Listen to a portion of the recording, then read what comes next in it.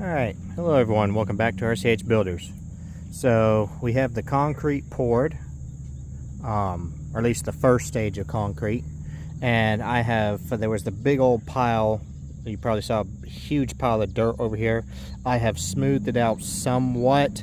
The ground over here I know was going to be about 8 or 10 inches too lower than where we needed it to be, so we need to raise it up. So I have flattened it out a lot coming out through here. There'll still, we've got more dirt. We can feather it out afterwards. But this was just to get it close. We'll use our actual transit to make sure that we have it.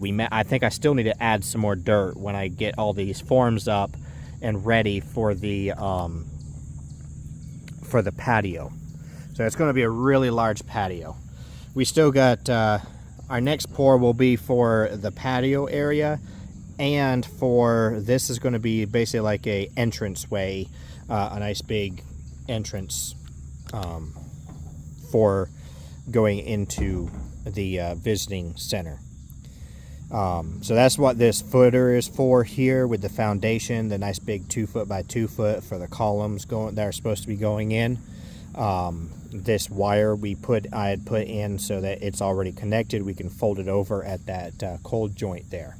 So, and I flattened out the dirt that was in here a little bit. I still got to add more dirt here as well, and need to basically add dirt up against where the 2x6 stopped at the footer location. Pretty much just fill that in so there's not a lot of wasted concrete there. And then build everything up to where we're going to have a 4-inch slab on top. So from where the footers end, it'll slope up slightly, probably about 1.5 to 2 inches more of dirt. So unfortunately, what's in here will have to be mostly done by hand as far as shoveling it in there. Also, around this edge has to be done by hand. I had actually started it yesterday when I did all this, and then had some dirt in the back of the skid steer, and I started it around this side here. So basically I'm just going to fill it up like that, just up to that little ledge where that ledge sticks out, and then I'll probably sweep that off, that little bit of dirt, with a broom afterward, just so the concrete can make a good connection to it.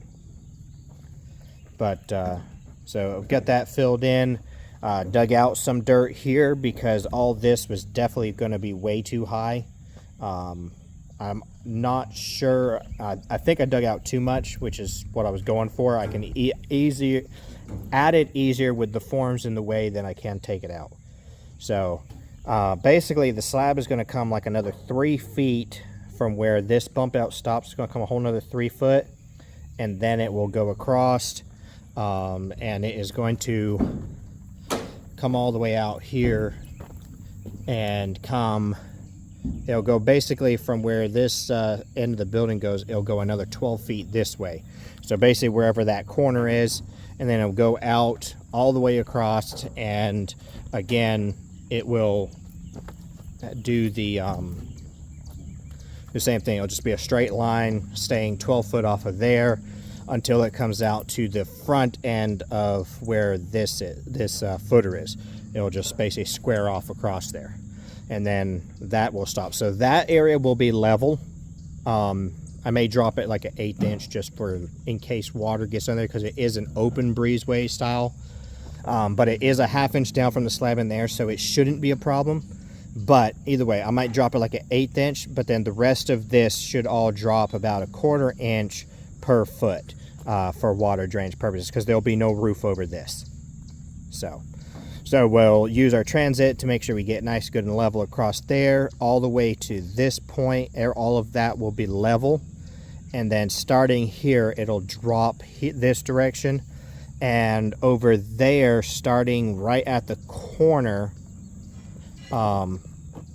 right here, that will be the same height as this, and that will maintain that 1/2 inch down all the way around, and then starting right there, it'll drop as it goes down through there. That's why those pieces of rebar, it was not an optical illusion if you had seen that, I'm not sure, But those pieces of rebar are not in a straight line.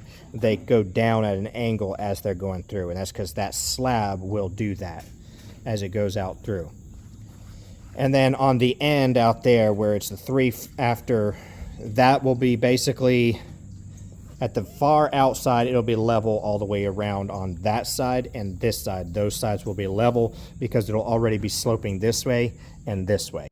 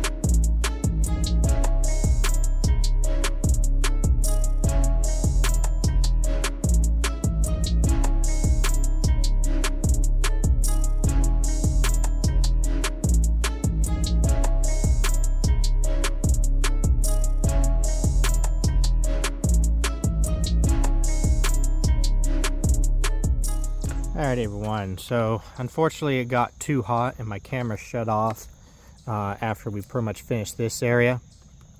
But we've got most of the rest of it ready. We still got a few little things to do. But I'm going to re-sweep this again. Just dirt got knocked over here whenever it was backfilling the backside. So we've got our form up. Let's say it is dead level here across here until it gets right here, and then from here it starts to drop at 1/4 inch per foot. So it's ever so slight of a drop. Most people would never even notice it, probably when they're walking on it even, because it's such a light slope. Trying to see, maybe on camera you can slightly see it from this angle. Ever so slightly. If we had a string up, because we did have a string up there that was pretty straight and level, it becomes much more obvious. But so we've got, to help keep the concrete from pushing it out at all back, you know, just from the weight of the concrete, we've got our braces every 4 feet all the way around, just all the way around it. And the way that I do those is we've got our stakes and we drive one at an angle this way, one at an angle that way, and then we come back through. The reason is that creates a triangulation effect, which helps both keep the board from pushing this way or that way, and just locks it in. If you drive the two stakes straight down, both stakes can just rock back and forth easily. And same thing, if you drive them both in the same direction, it may stop it from pushing this way, but whenever we backfill the dirt, it can push that way. Or vice versa, this direction is already leaning that way, concrete hits it and just shoves it. So driving them at 2 separate angles, putting it in, and then we just basically backfill a little bit of dirt up against it. It helps keep the concrete from seeping out from underneath. And we have leveled at, you know, as far as what we needed it for the transit. So of course it slopes this way, but we've leveled out the dirt the way we need to, except I think we might, from about here back, it's very close, but we may add a little bit. It's not Not a big deal. It just makes less concrete. We get it closer to the 4 inches that we are supposed to have. But it's all fairly close. Otherwise, the only thing left is putting down the plastic. That's, you can see there, just basically just like that. We just got to put that across here, and then put down the mesh, the wire mesh, which is right there, with the little chairs to help keep it up off the ground. And then once that's done, this next section is ready for concrete. So it's the next morning. It's a little cooler. Hopefully, I mean, I might be able to video some of that for y'all. But if not, it's kind of the same thing. It's going to be the same thing as what we did over there. I think I got that on camera. I can't remember exactly when the camera cut off. But it's basically just laying plastic over the dirt and then putting the mesh in. So we'll just see how it goes with the camera. But keep thinking that it's going to cool off here. It's actually no longer summer. It's supposed to be fall now, but just the last couple days it's still been up in the 90s. So we'll just see how it goes, and we'll get some video for you that we can get.